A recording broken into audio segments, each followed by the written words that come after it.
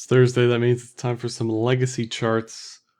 Let's start with the correlations and the VIX. VIX continues to slowly creep lower and lower and lower as the US and the world gets more and more vaccine, more and more loosening of lockdowns across the US, across the world. Things are slowly getting back to normal here as the vaccination rate continues to increase at a rapid pace. Historically, if VIX is declining, that should be bullish for crypto, and we're sitting here at this very day, at this very all-time high level for BTC. I'm using the BTC index now, which is index BTC on TradingView. You can check that out. It goes back all the way to prehistoric times of 2010. Correlations are important to watch against legacy because we have been closely tied to legacy markets, or inversely tied in the case of Dixie, the dollar index, and gold. The correlations with SPX and NASDAQ remain extremely high. So if you are in a risk-on mentality, you are viewing BTC as a risk-on asset, then collectively you're looking at SPX and NASDAQ at all-time highs or close to it. It makes sense to you that BTC is also pushing all-time highs. Now, if you view gold as a risk-off asset, it makes sense that it's sitting at a historic negative correlation with BTC at the moment, negative 80% on a weekly basis, 30-week rolling basis. Dixie also sitting at a very negative 30-week rolling basis. It's very interesting. There's no ifs here, right? Like, we're sitting at an extreme negative territory on Dixie and gold, and extreme positive territory on SPX and NASDAQ. So as the SPX and NASDAQ push all-time highs, it's hard to be bearish on BTC. As gold continues to look weak, it's hard to be bearish on BTC. And for Dixie, in a vacuum, this specific trend setup where we get this cloud breakout attempt, for me, this is about as neutral as it gets on a trend in a vacuum. With the US stimulus coming this week / already been approved, whatever the status of that may be, we are definitely taking a downturn with that passage of that legislation on the Dixie, which is bullish for BTC. I mean, we're printing a bunch of money, so it's no surprise there, but what a difference this makes turning bearish at 92 versus turning bearish at 89. It's not in the doom and gloom territory just yet, but it very well may be headed there. Right now, it looks okay, neutral. It's not bearish, not bullish. It's in the cloud on the daily, on the 6 hour. We even got a cross of the 5200 for the first time in a very long time. So I'm not super bearish on Dixie here, despite the stimulus passing. I'm just more neutral than anything. Look at gold. Gold has continued to sell off since the highs in mid-2020. It looks like it has a date with destiny, perhaps at the 200-week moving average, but more likely at the bottom of the cloud here. This is going to be slow. This is going to take time if it does happen, but it should happen, because if this is an actual edge-to-edge setup, then this will reach the other edge of the cloud. For the edge-to-edge trade, you want a bearish TK cross in this case, which isn't happening just yet. So if anything, this tells you wait on that trade just in a vacuum. Again, I don't trade gold, but if you were in trading this setup, I would be saying, okay, this is highly expected, but we don't have all signals flipping bearish just yet that need to flip bearish. So we need a confluent TK cross here, which isn't the case just yet. This is silver on the weekly. Silver continues to look way stronger than gold. I mean, the charts kind of speak for themselves. You had this white coffee accumulation with markup phase. I don't know why they look so different, other than, silver basically doing a bunch of nothing for 6 years, but they should continue to mark up over multiple years. I certainly don't expect any higher highs. I don't know. Again, why would you trade this stuff when you could trade crypto, right?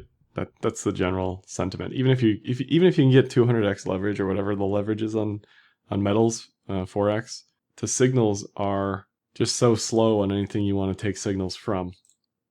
SPX all-time highs, probably largely in response to the stimulus. All the same things I've been saying for the past few weeks are still true. This is still a bearish divergence on any higher high here. This is still a massive TK C-clamp. If I saw this on anything else, I would be highly cautious here. This is not an optimistic bullish continuation. This is typically there's other influencing factors that are pushing this higher, which duh, we're printing money, so let's pump it, right? Printing money, where's it gonna go realistically? It's gonna go into stuff like this, but in a vacuum, this is a dangerously overbought trend on the weekly. NDX no different. Same thing, you can see just week over week since 2020, just a multi-month bearish divergence growing and growing and growing. TKC clamp, which is going to continue to just flatline so long as price does not make a higher high. So again, that's extremely cautious for the long side. So as bullish as I am, BTC, based on the correlations between SPX and NASDAQ, both continue to show they are massively, massively overbought, and I would never want to buy this, regardless of outside factors. You just, on trend, that says it's in dangerous territory for sure.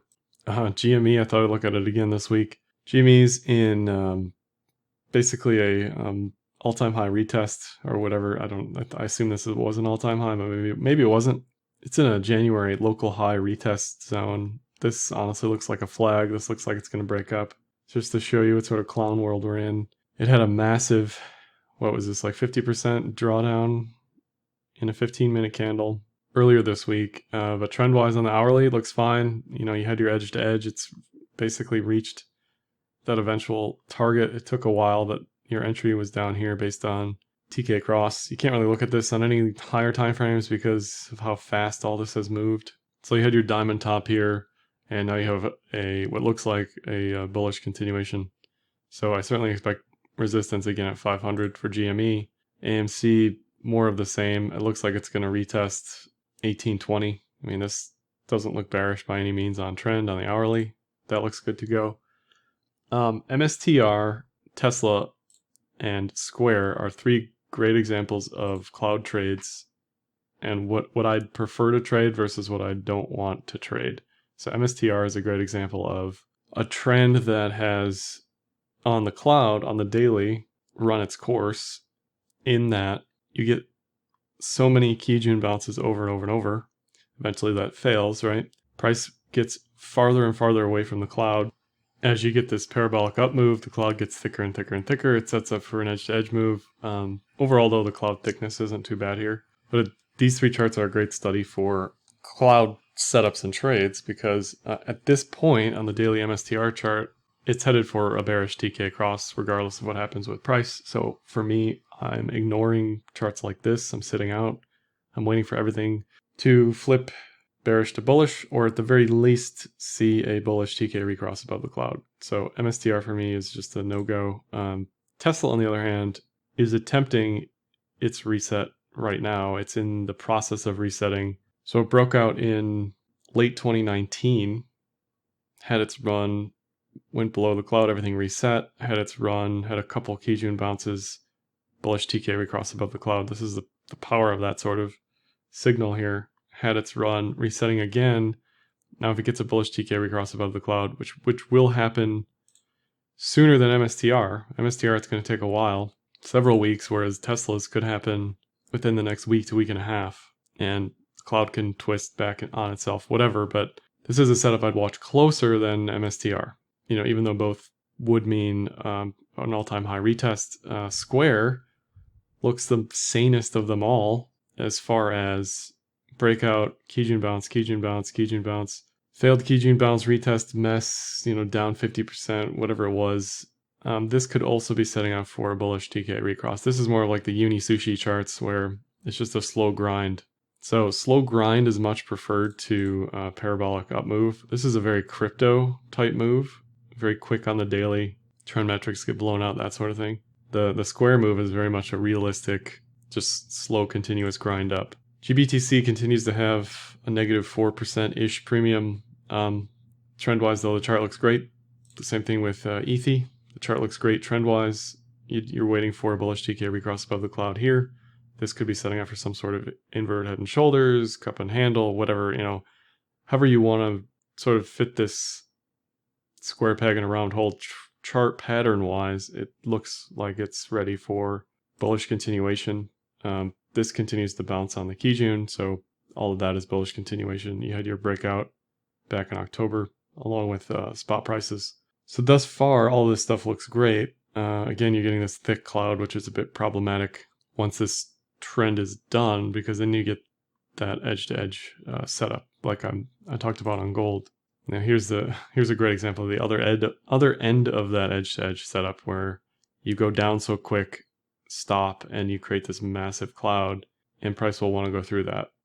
ETH is back to its open. Essentially, this is the CME ETH futures.